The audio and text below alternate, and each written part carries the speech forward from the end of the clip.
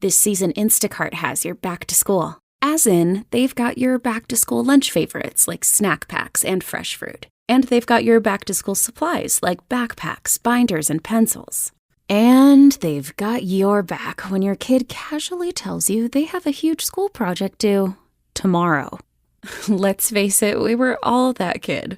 So first, call your parents to say, I'm sorry. And then download the Instacart app to get delivery in as fast as 30 minutes all school year long. Get a $0 delivery fee for your first 3 orders while supplies last. Minimum $10 per order. Additional terms apply. For the first time, U.S. subscribers can stream MLB Network 24/7, including select out-of-market games. Swing and a drive. It's deep. It's gone. Yes! Stream minor league affiliates. Home run number 1. Or track pick number 1. Plus, get MLB Big Inning and live audio for all 30 teams. Baseball can't get better than this. Experience the game like never before with MLB Network and At-Bat, your all-in-one baseball destination. Only $6.99 per month. Visit MLB.com/at-bat for details. Blackout and other restrictions apply. MLB trademarks used with permission. Radio. Boys and girls. It's wild, it's wacky, it's slick, it's savvy, it's the Madcap Daffy, fractured, ding-a-ling, ring-a-ding, loony, zany, side-splitting, rib-tickling, slap-happy, scuzzy, dreary, irksome, tedious, banal, pointless, smutty world of The Bob and Jeff Show, starring Bob Lutz. Let's be real. I'm all about being real. Well, I mean, I'm real all the time. Dynamic, isn't it? Jeff Lutz. Let's be real. Me likey. 97.5 and 1240 KFH. Stand by for action. All right, we are back. Hour number 2, the Bob and Jeff Show, KFH Radio. Bob Lutz, Jeff Lutz, co-hosting. Max Power, our producer and engineers, 869-1240. That is the number for the show. The IHOP hotline, don't forget. Pancakes, all you can eat until September 15th at IHOP. All right. Cardinals still scoreless in their game against the Brewers. Who's pitching for the Cards? Miles Michaelis, who had, I don't understand how he pitched well, but he did. And here we are in the 7th of a scoreless game. And not that I'm going to belabor that, because most of the listeners don't care about the Cardinals, and I completely understand that. This is Royals country, and they're not playing today. All right. And this is all I got. You don't want to talk about your team. Sure don't. We talked a lot of college football in the first segment. If baseball's off the table for you, then talk about the Royals. I don't care. They deserve to be talked about. They're playing well. They have heart and spunk, and did you know all 5 of their starting pitchers rank in the top 20 in the American League in earned run average? Now that they've added Michael Lorenzen, who 7 scoreless last night. Good for him. Good for them. That's incredible. I don't think you'd say any of them are going to win a Cy Young award, but they're all very good. And they throw a guy out there each and every night that's capable of shutting a team down. And when you have that, and you have Bobby Witt, and you have Salvador Perez, and you have Vinny Pasquantino, you can probably do some damage. I heard somebody on radio talk about the 2 teams that he thought, one from each league, that not many are talking about, but that he thinks could win it all. One was the Royals out of the American League, and as I've tried to say here, as I've said here, not tried to say, the Padres in the National. I think could win it all. They're playoff teams. We'll see who's playing well, and it's not even who's playing well. We'll just see who wins in October. It doesn't necessarily mean you're playing well if you go and win 2 out of 3 in a wild card series. Or, it's just you go win. That's all you really need to do. You can play every game to win. It's a different type of managing style. The stakes are obviously different. So I don't know. The winning the World Series now is unpredictable because there are 12 teams in the tournament, and it seems like there's no real advantage for any of them. Right now, your wild card teams in the American League are Baltimore, Minnesota, and Kansas City.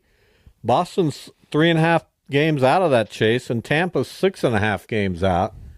Boston's really the only team we need to talk about as being a threat, and I'm not sure how big of a threat they are. Tampa would have been maybe because of their pitching, but one of their pitchers, I think, just went back on the injured list. Their offense has been kind of what it's been all year. Of course, Dylan Carlson had been playing fairly well for them. I don't want to hear about it.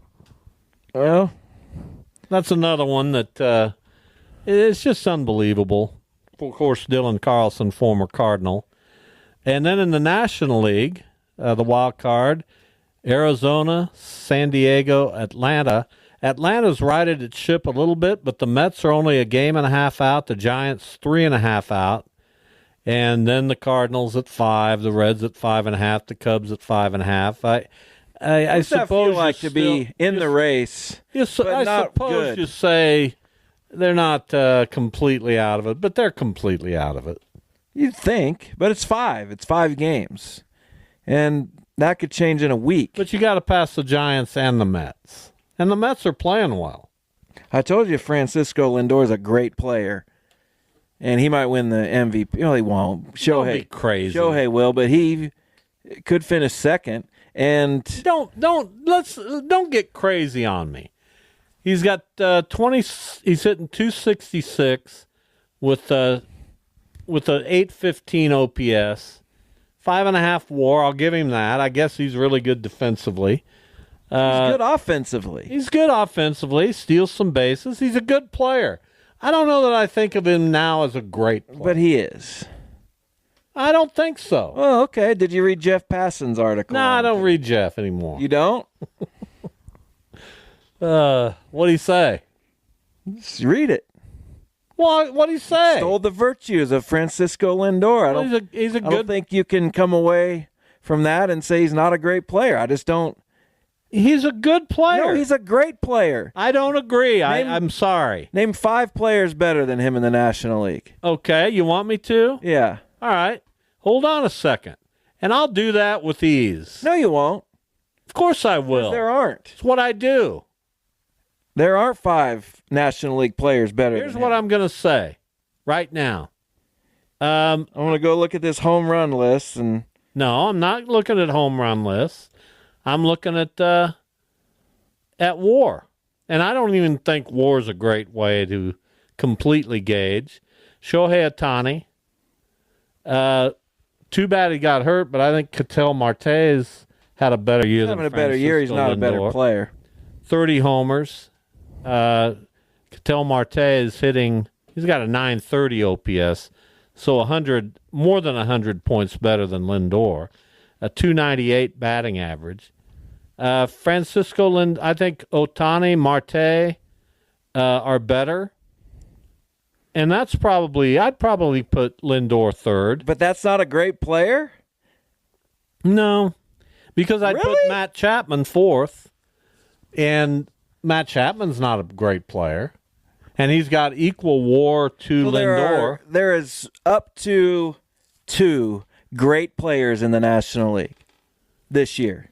Matt Chapman's, you look at his numbers, he's a defensive standout. No kidding. And that means something, but he's not a great player. So you're saying that there might be 2 great players in the National League? Well, I think Ellie De La Cruz is on his way to being a great player.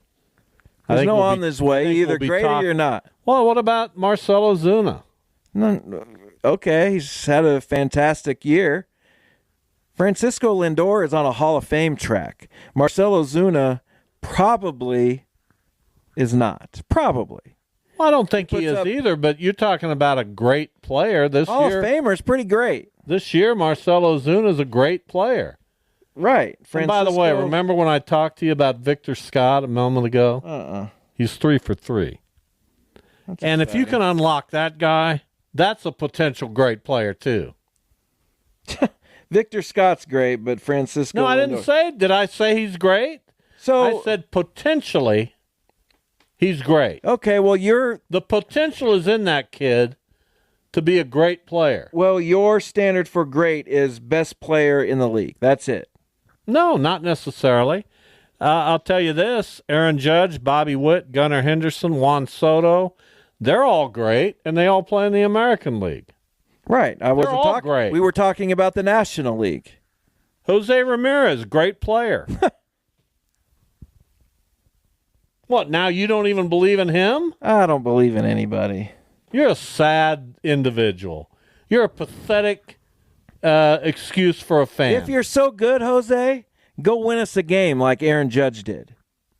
Go do something in the games that matter the most. Mookie Betts is a great player. Corey Seager is a great player. He's a great player? Yeah. He's Francisco Lindor's right there. He's a borderline great player. He's at least as good as Corey Seager.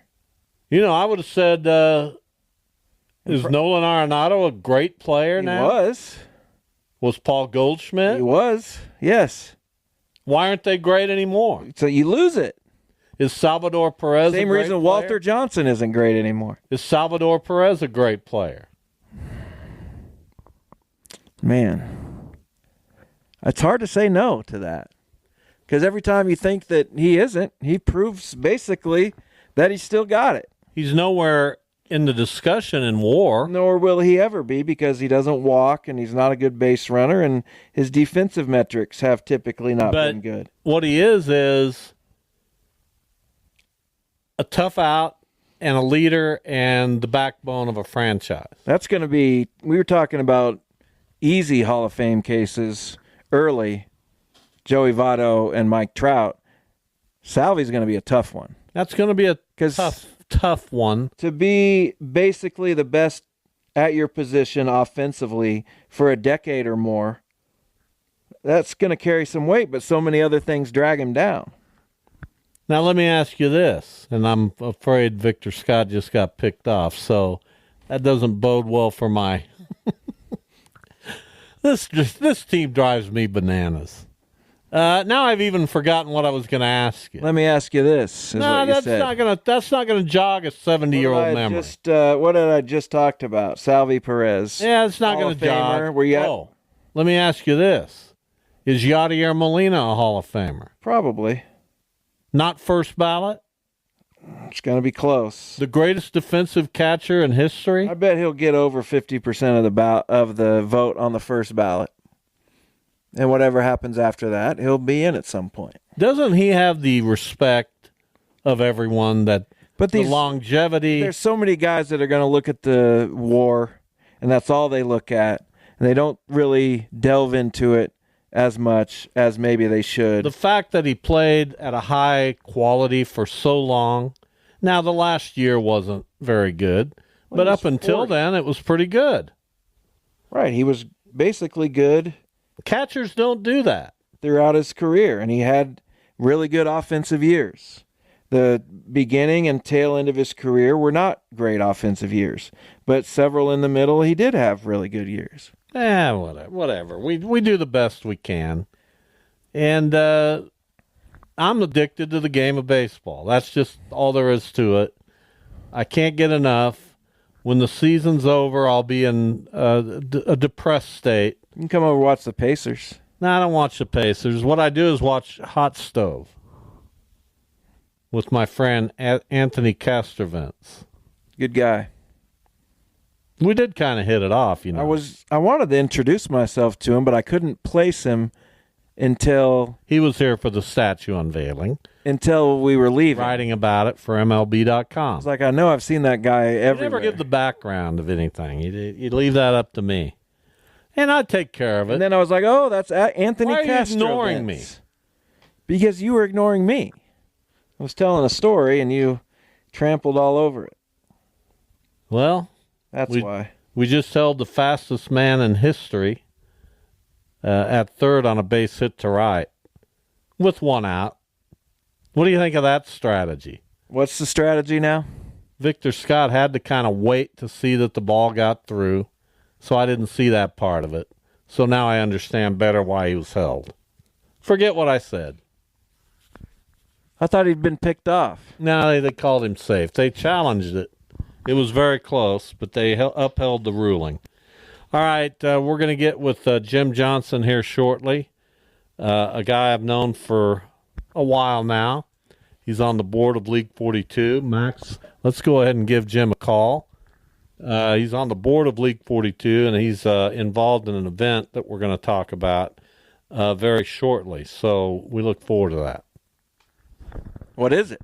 Well, I will tell you when we get Jim on the phone. Max is working on that right as we speak. Do I know Jim? I don't think you do. I met him through League 42 and Cargill. Cargill's involvement has been monumental in our success, and Jim helped spearhead that. Beautiful. That's pretty good. Hey, Jim, how are you? Bob, I'm great. How are you? Good. You're on the Bob and Jeff show. This has to be a very big highlight for you in your illustrious life. Definitely the highlight of the day, for sure. Well, let's talk about this event that's coming up to benefit Remington Young. Tell us a little bit about her life, and then what's the event that's coming up, and how can people get involved? Yeah, sure. Appreciate the time. So Remy was a young gal from the Wichita area. Your typical All-American girl, cheered competitively, was just a superstar. She cheered at Mays High, and then ultimately reached her dream of cheering for the Kansas Jayhawks. So she had everything going for her. She was that person that all the kids looked up to, a clear leader, always willing to help, smiling, always happy. She loved everyone. And then on May 22nd of 2022, Remy took her life. Turns out, she'd been battling mental illness and depression for years. And so within a few months of her passing, the Love Like Remy Foundation was formed. Remy's amazing mother, Amy, wanted to take this tragedy and turn it into something positive. So, just in short, our mission with the foundation is to end the stigma associated with mental illness and to provide education, support, and care so that more lives are not lost in this manner. So giving a whole bunch of bad stuff, and now if it's okay, I'll tell you some of the great stuff the foundation's been doing. Absolutely, and I want to mention that this fundraiser, it's a gala really, coming up September 12th at Prairie Hill Vineyard. You'll tell us more about that in a moment. It's a way that people can support all of this, so we'll get to that in a moment. But yeah, tell us some more about this young lady. Yeah. So Love Like Remy, we one of the things we did was we partnered with the Pando Initiative here in town and the Mays School District, and we've put student advocates in all 5 Mays elementary schools, and this is helping just hundreds of young kids feel safe and have someone that they trust just to talk to, when they need to. Amy's shared Remy's story at several high schools, colleges, universities, all in the effort to end the stigma. And then there's this program at K-State named the Bandana Project. Student leaders are trained on just basic mental health crisis response and then given a green bandana that they put on their backpack and they wear around campus. The thought is that if someone is struggling, they know that person with that green bandana will listen to them and can connect them with help. We want to pilot something like that in the Wichita area. And then one more, we want to make mental health awareness and training more commonplace in high schools. Everyone should know that they can get help when they need it, and they shouldn't feel bad about asking for help. So that's what we're trying to accomplish here. So all those great things lead us to the gala because all of those things require funding. So we're having our second annual fundraiser on September 12th, as you mentioned, at Prairie Hill Vineyard. The name of the event this year is Voices of Hope Gala. Remy's middle name was Hope. There's going to be amazing food and drinks. We're going to share Remy's story, but also Katie Myers from Katie Save. Her parents are coming to share their story. Katie was a Stanford soccer player with a story very similar to Remy's. You may have seen her on Good Morning America and some of the other morning shows. So they've shared their story a lot, and we get the privilege of hearing them talk to us on that night. Pat is coming to provide entertainment. He's wonderful. Plus, we have a ton of great stuff to auction off that I think will interest your audience. We've got a signed Bo Jackson jersey from the 1989 All-Star Game, where he was named MVP. We've got a Bobby Witt jersey. We've got a Patrick Mahomes signed helmet, Chris Jones jersey, a VIP weekend with Wichita State baseball, a whole bunch of K-State KU stuff. And then, even stuff that's not for the sports fan too. So just a ton of stuff. Everything we raise is going to go towards the foundation and used to support, those efforts of ending the stigma. So that's it. We hope to see a bunch of people there. Sounds awesome. For more information on Love Like Remy or to learn more about the Voices of Hope Gala, go to Love Like Remy, LOVELIKEREMI.com, or look for Love Like Remy on Instagram or Facebook. Sounds like it's going to be a great event. I know you and your wife are very involved, and kudos to you for that, and thanks for coming on the show today to talk about it, Jim. Yes, appreciate the time, Bob. Thanks a bunch. All right. We'll talk to you soon. That's Jim Johnson talking about a big event coming up here next month. All right. We'll take a break. When we come back, we'll visit with Scott Russell. He's going into the Kansas Sports Hall of Fame coming up in October. Ceremonies in Topeka. We'll explain his story and why he's going into the Sports Hall of Fame next.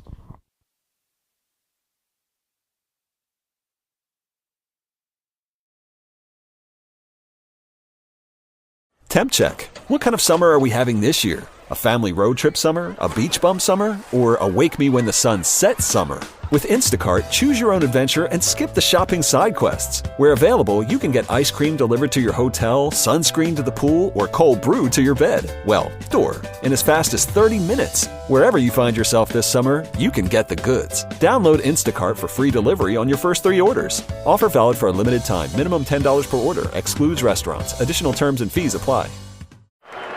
It's a good thing baseballs already have stitches. Because the way these ball players are hitting them? Yeah, they'd need stitches if they didn't already have them. So the next time you're watching a poor little baseball smacked off the wall in center, keep that little fella in your thoughts. It's hard to be a baseball right now. Baseball is something else. Major League Baseball trademarks used with permission.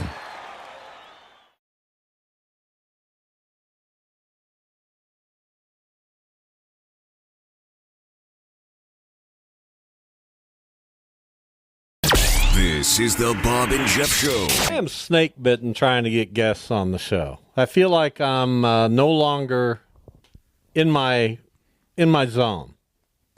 Really? We're waiting for Scott Russell. Hopefully we get him. Max will keep me posted. All right, here we go. Scott Russell joins us. Maybe the most difficult guest I've ever tried to get. Hey, Scott. Hey, is this Bob? It is, yes. I told you right now I sound like Marge Simpson's sister. I do not smoke unfiltered Marlboros. Just a lot of teaching. I was a bit under the weather for a couple days to start the year as a teacher, so I've kind of lost a bit of my voice. Well, you're up there in the Kansas City area doing some coaching, some strength work. We'll get to that in a minute. Formerly Scott Russell, of course, from the University of Kansas, out of Ontario, Canada. So how did a guy from Ontario, Canada, become interested in javelin, hammer throw, and track and field? And was hockey ever a part of your life? Let's start with the hockey question. Honestly, grew up, bunch of friends played hockey. We played road hockey every weekend through the fall and winter until there was snow. I had a friend's coach asked me if I was ever good on skates, and I have to say good enough to stand on them, but I could never play the game. He was looking for a goon in the back line. I would be probably not nearly as good as the slap shot duo, but the track and field thing, I was a terrible ninth grader in javelin throw, and I nearly quit before I really fell in love. And the next year, my coach encouraged me to come back out to continue just throwing javelin. I just continued to get better every single year, and was fortunate enough to get recruited to the University of Kansas by Coach Laurie LaRoe, who was my first coach at KU, and started out with some good success and had some changes through my career there and continued. You, like we mentioned, coaching strength and conditioning stuff now. I'm curious just how that related the strength and conditioning aspect of what you were able to do in the javelin, because that's an event unlike most in track and field, and I'm sure the muscle development that you want to work on is quite different also. So did that become a love also, just not only throwing the javelin but working to get in shape for it? Yeah, it was kind of a complete package, trying to figure it out, to be honest. In 2004, my coach at the time, Doug Reynolds, who was at KU, and I was training post-collegiately as a professional, he was looking elsewhere in terms of increasing the finances for his family, and I totally understood. But he said, if I ever leave, you need to learn how to train yourself. And I said, Doug, really? So he recommended a couple books. So I started reading, tried to figure it out, messed up a whole bunch on myself, and eventually got good enough at it that I could get strong and fast. And I ended up writing all my own training from 2004 through about 2008 through the Olympic year that I went in Beijing, and kind of fell in love with that process. I started working under our national javelin coach, Larry Stanky, out of Lethbridge, Alberta, up in Canada, and found a new system by Dr. Anatoly Bondarchuk. And it made me fall in love with the idea of a stimulus creating change in the human body to create a performance. And then I worked at a middle school in Baser, Linwood, Kansas, for about 13 years doing middle school PE. In the town that I live now, Eudora, Kansas, the high school strength and conditioning position opened.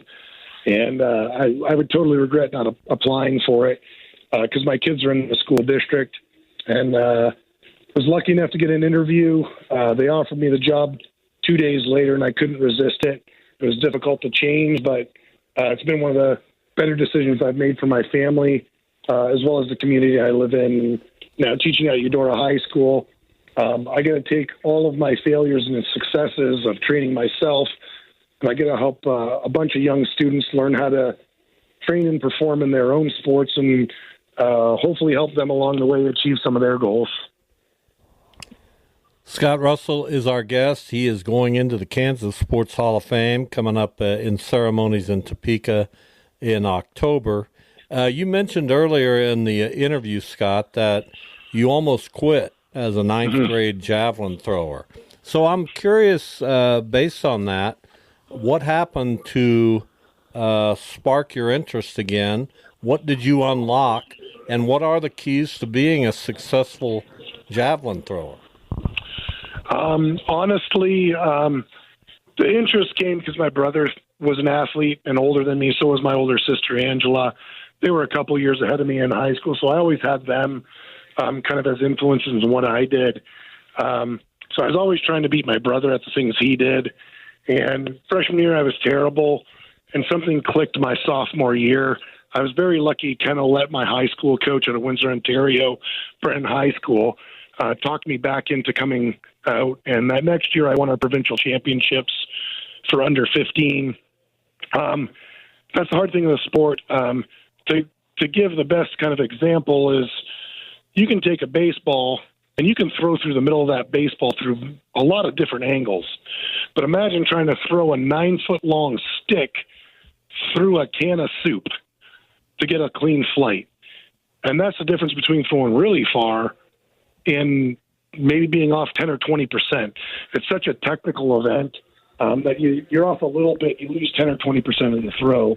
But the reality is that the consistency of training, and I kind of fell in love with javelin, not even just javelin throwing, but the Olympics. I had a fourth grade teacher, Sharon Fluke, who kind of introduced us to the Olympics in fourth grade. And we did a 2-week unit learning about the Olympics when the Winter Olympics were in Calgary, Alberta. And I just fell in love with the idea of the Olympics, and I thought I would be an Olympic bobsledder. I had a few athletes out of Windsor, Brad Snyder, who was a shot putter, and then Jason Tunks. They were both national record holders. He was a discus thrower for Canada. And I had those guys going ahead of me a couple years in high school. So I saw what they did coming to the States, then became Olympians. So I really had some great role models growing up too, not just coaching, and the consistent. There was a lot of different consistent things in my life that allowed me to be successful in sport. I saw where you said that you've lived in Kansas far longer than you ever lived in Canada. So tell us what you are doing now. We have alluded to it a couple of times, and then just also what Kansas has come to mean to you. Well, so I came down to Kansas in 1997 in the fall to be part of the KU athletic department, be an athlete there. I stayed and trained because I had connections here, and it made the situation easy to be able to do what I needed to do. I met my wife in 2005 before I moved home, so it was always a comfortable place, and it was really about the people I had met, which is why I signed here and not other places. And I kind of feel the same way. Met my wife, had my children. People has always been a continual thing in my life, and interactions with people. And that's kind of how I got into education, is interacting with kids and influencing them. And honestly, now that we've been in Kansas, it's an affordable place to be. I love the culture that is here. We can get to a lot of places in the entire country, as well as just a 12-hour drive back to Windsor, which is on the border with Detroit. But truthfully, it's the people here in the heart of the country that kind of is the reason we're here, and the reason why we even moved into the town of Eudora where we're at. Is I love where I'm at. I love the community I live in, as well as the opportunity to interact with the people. Scott Russell, our guest, again going into the Kansas Sports Hall of Fame, a 2-time NCAA track and field national champion, a 9-time Big 12 champion, indoor and outdoor, in the javelin and hammer throw. Do javelin and hammer throw go together well? Are those events that you commonly see individuals competing in? They are absolutely as far away as they possibly can be. So the story is, I started throwing hammer in high school in the summer just so I could have an idea going into college to how to throw the hammer. I was pretty good at it in high school, but we only threw it in the summer during club track. My second week of my freshman year, I took my bicycle down not the Campanile Hill, but there's a steeper hill behind Caruth O'Leary on the KU campus. I went over my handlebars and I separated my throwing shoulder. I tore a couple ligaments, so I was kind of stuck basically that fall with a left hand. I did not have my throwing arm, and I spent the fall doing a lot of indoor weight throw turns with my left arm, learning how to turn better and better. And I think that really aided me in learning the event, as well as having, again, that consistent exposure to that thing. Fell in love with the event and the speed of the event, and it just happened to be something like I could figure out both events and completely keep the techniques separate because they are not even close to the same. And, I had a lot of success with it. But when it came down to it, javelin was my love. It's pretty cool now. I kind of wish I ended up at some point up in Kamloops. Dr. Bondarchuk, who's one of the systems I use, is up in Kamloops, Alberta. And he's now training a lot of the Canadian hammer throwers. And we just had 2 Olympic gold medalists in the hammer throw from Canada this year at the Olympics. So I missed my time for the hammer throw, but I love doing javelin.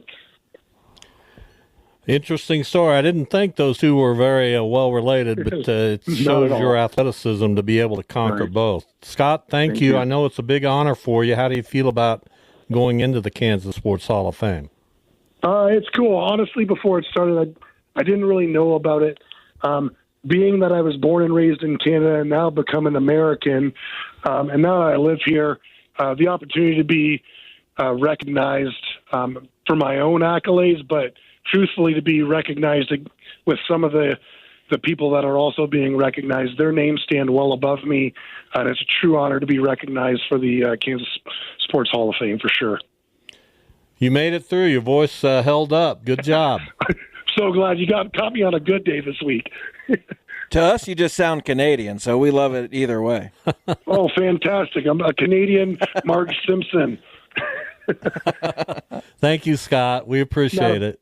Not a problem, Bob. Thank you for the interview. I appreciate it. All right, Scott Russell, good stuff. These people are all great. We handled it. Yeah. You should know these things. I'm paying attention. I got 9 things going on. Get to 4 o'clock and then you can pay attention. I got problems with gates, and our internet's out at our building, and it's just never What do these stopped. people expect you to do? Nothing, but I want to know what's going on. They don't expect me to do anything. That's not the point. Well, then why bother you during your show? I bothered them. Oh. You can't even. I don't even want to talk about it. Why do you not focus on this show? I focus on this show just fine. Well, focus. If anybody's not focused, it's you who asked Scott Russell, tell us about what you're doing now, 3 minutes after he told us what he's doing now. Well, I missed that part, I guess. So is that focus? Yeah, I was focused. Not on apparently that part of the interview. Well, I fouled up. What do you want? Scott was great. All these guys and women going into the Kansas Sports Hall of Fame have been great. We've knocked a lot of them out. Mark Mangino not responding. What's happened there? I don't know. He's just done with you? 2 attempts, nothing. Interesting. I mean, that's not right. We're tight. Well, I guess not. Maybe I thought we were. Maybe he's mad about the Guardians and won't come on. Not everybody lives and breathes. You can tell by the crowds in Cleveland. Not everybody lives. Crowds are fine. Give them a product. Your crowds are okay. Not in the Royals last night had 12,000. What's going on with that? I don't know. That's not. I don't get it. It's not very Royals like. They usually get behind their winners. That's a good team, an exciting team. They play clean baseball. They're fun to watch. Was it raining? No. And here they are struggling. Now, the Angels aren't a big draw, but don't you know going in that, hey, we got a chance We're going to win. You'd think that they'd be out there in droves to watch that. You would think. But that's not been the case recently. We'll see if it improves. We sure now, will. When they get to the playoffs, that place will be jam-packed, and every Royals fan you talk to will be like, I've been here all year. No, you haven't. That's what I don't. That's where I have difficulty. You making something up that somebody's saying and then arguing against them? I don't like it. Maybe they won't say that. They'll say it. Well, maybe. Probably not. They'll say it, and they'll say it loudly. It is interesting, only 12,000. That doesn't make sense. Now, what am I to make of the Cardinals winning 2 of 3 against Milwaukee? What am I to make of that? What, if any, meaning does that have? Now, they go to Minnesota for 3, and you better hope they continue to. Well, you better go do alive. something. But what am I to make of this? Whatever you want to make of it. They won 2 out of 3 against the best team, second best, third best team in the National League. And they'd been playing terribly. Cut into that lead, and now it's 9. Well, I'm not worried. I'm not even worried about that. They're not going to win the division. I understand. That's my point. 10, by the way. But they are still in the wild card hunt. They have a very difficult schedule. After Minnesota, they come home to face San Diego. This could be, they could be, these next 7 games, they could go 1-6. Very. Or you might be rejuvenated. But at least I'm interested. You're not even interested. Not really. Not until you're a terrible fan. I hope your changes are made. I hope your wife just and the sad thing is, if they were to win 4 of their next 5, make some changes. I'm done. No, you're not. I've reached the breaking point. No, you haven't. Make some changes. Because 4 out of 5, I know you so well. 4 out of 5 will just be a mirage, and it won't mean anything, and they won't have changed. They had a 1-5 road trip. They batted in 57 innings. They scored 1 run in 5 innings. They scored 0 runs in 50 innings. So 1 run or fewer in 55 of 57 innings. That's what we're getting. So 4 or 5, great. Go beat Texas and some other dog team, and we'll love you. But try to win. Don't you hate it that I just laugh? I don't care what you do. I've heard you for so long, and you've been doing this forever. It's frustrating when you don't have an organization that truly tries to win. Well, then change. I can't.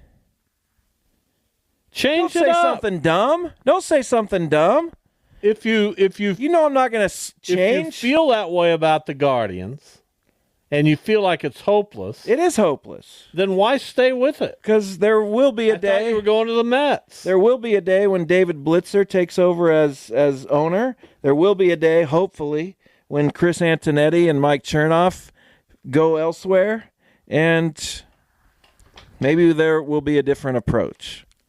Just talking themselves out of risks all the time, and we'll play it safe, and we won't get Charlie Condon, who might hit 50 homers. We'll take Travis Bazzana because he might hit 290. I hope Travis works out for you. Me too. All right. Thanks for listening, everyone. We think it's the 3-man booth tomorrow. We'll be out at Side Pockets tonight for our Bob and Jeff Fantasy Football Draft. Look forward to that. We'll be back tomorrow. See you then.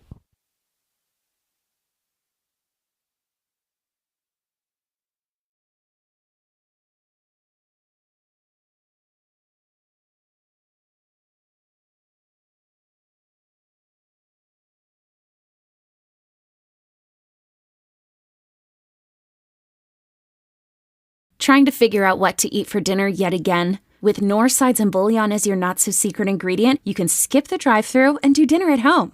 Knorr Taste Combos provide a menu of delicious, affordable, and well-balanced meals that you can prepare in 30 minutes or less. Visit Knorr.com to get quick and easy recipe ideas for your home-cooked weeknight dinners. It's not fast food, but it's so good. Everybody knows it. Toyota trucks are the stuff of legends.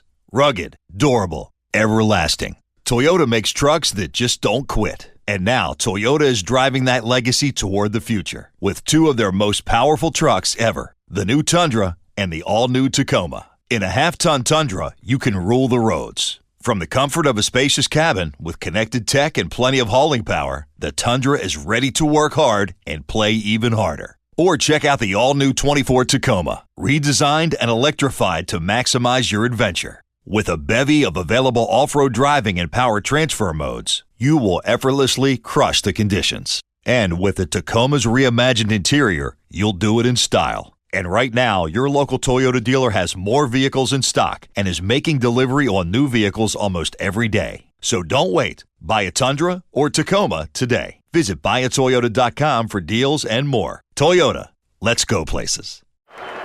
It's a good thing baseballs already have stitches. Because the way these ball players are hitting them?